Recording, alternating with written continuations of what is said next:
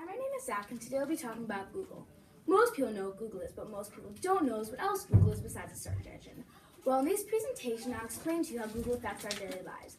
This is how the story began. Google was created by co-owners Sergey Brin and Larry Page, where the company was all created in their own college dorm. Sergey Brin and Larry Page were not like normal kids. They were coding, math, and engineering prodigies. They studied when they didn't need to, and they got straight A's. Here's a little fun fact. When Google was first created, it was not called Google. It was called Backrub. Where the name Google came from is a misspelling of the mathematical term Google, but spelled G-O-O-G-O-L.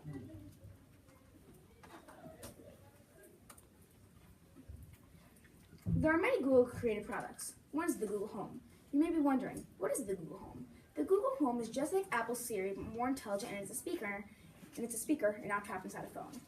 The Google Home and Amazon Alexa or Echo are both very similar. They are both AI or artificial intelligence speakers. They both have endless capabilities from doing your homework, making calls, and sending texts. But they both have advantages over the other. An advantage from the Google Home over the Echo is the Google Home can reach higher sound capabilities even though it has a smaller speaker, as you can see here. But an advantage from the Echo over the Google Home is the Echo can control almost anything in your house, from your fan to your lights to your blinds, almost anything, but it has to be a certain lights, fan, or blinds, while the Google Home can only control your lights. There are many features of the Google Home, some extremely creepy and some extremely helpful. Obviously, I'm going to talk about the creepy one. The creepy one is that the Google Home is always listening. If you don't really know what this means, is the Google Home is always ready to listen, even if it's unplugged or anything. It says it's not, but it is. Since the Google Home is unplugged right now, it's been unplugged for about 2 days. It's probably out of charge, so it's most likely not listening right now. But since the microphones are right here, and the technology and the shape of it, it's ready to listen in the entire room. This claim may sound fake, but I tried it, and I can assure you it is very true. I created a fake conversation about buying a television around it while the Google Home was turned off, and in the next 10 minutes, I was overwhelmed from Google about emails from ads of TVs. The Google Home is the best artificial intelligence assistant. It can do almost anything from your homework to making calls and sending texts. Obviously, my favorite is doing your homework. Even though it can't actually do your homework, it can connect to Google, which means it can connect to Google Drive, which means I can talk to it, and it can transfer stuff into Google Drive, which makes it much easier to do my homework. Another Google created product is the Chromebook, the future of all education in schools. The Chromebook is very ideal for children because it's inexpensive, costing about $100 to $200. While the average laptop costs upwards of $1,000. Even though Chromebooks cost less, it doesn't mean they don't have the same quality. Chromebooks have endless capabilities from publishing blog posts, doing research. I did most of my research for this capstone project on my Chromebook. It can access Google Drive, which I'll get more into later. But it doesn't end there. Chromebooks are also green. This means that they require very, very little paper to operate, or no paper, because you can print from them.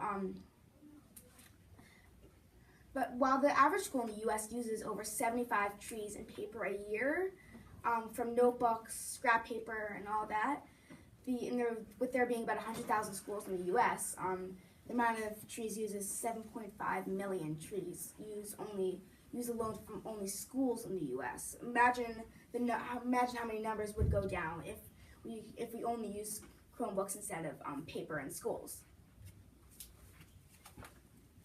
Remember when I talked about Google Drive? Remember when I quickly mentioned Google Drive when I was mentioning the possibilities of the Chromebook? Well, here it is. Google Drive is a part of Google with amazing possibilities. It has Google Drawing, Google Presentations, Google Docs, Google Spreadsheets, and many more. We do most of our work on it. I created my entire script on this. We do probably now about maybe 90% of our work on this. It's amazing, honestly, because it's come from only paper to mostly computers. But Google Docs and Google Drive are both complementary programs that allow you to create almost anything. Even though it's Chromebooks and they're limited, but it doesn't mean they're limited just from learning. They can help kids prepare for things that come later in life, like careers. They help kids prepare for careers like system administrators, technology coordinators, data scientists, and other STEM professions by allowing students to develop higher order of critical thinking, analysis, and scientific inquiry through frequent interaction and connecting to the real world. But while most people think Google Drive is the holy grail of the workspace, some people think it's hard to use and a waste of time. But while 1 or 2% would rate it a 1 or 2, while 50% would rate it 5 stars. But most people think that Google Drive is a great success and a big help from Google.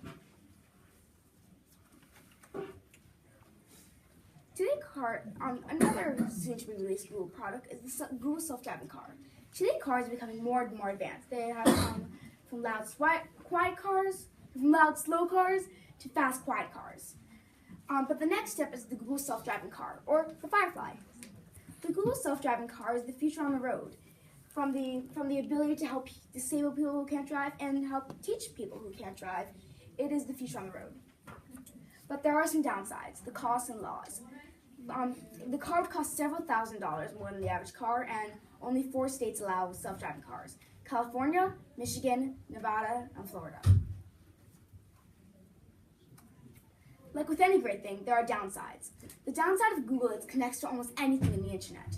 This may not sound so bad, but it is.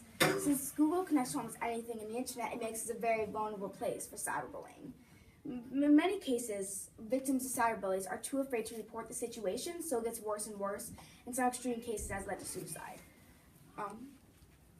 But the most common places where cyberbullying occurs is in emails, social media, web portals, etc. Another big problem is internet predators. But most internet predators have the same goal: to harass the victim. But